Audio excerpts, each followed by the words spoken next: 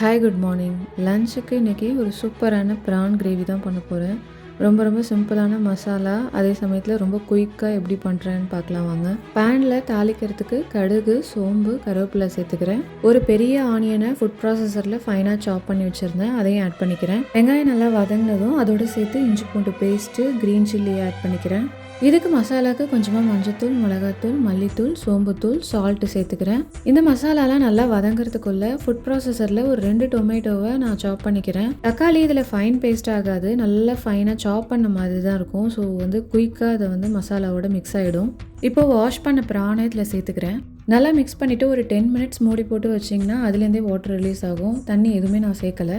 10 மினிட்ஸில் எவ்வளோ வாட்டர் வந்திருக்கு பாருங்கள். நல்ல ஒரு கிரேவி கன்சிஸ்டன்சியில் இருக்குது. எனக்கு கொஞ்சம் செமி கிரேவி ஸ்டைலில் திக்காக வேணும், அதனால் ஒரு 5 மினிட்ஸ் எக்ஸ்ட்ரா வச்சுக்கிட்டேன். அவ்வளோதான், ஒரு அல்டிமேட்டான ப்ரான் கிரேவி ரெடி. கண்டிப்பாக ட்ரை பண்ணி பாருங்கள். பாய்.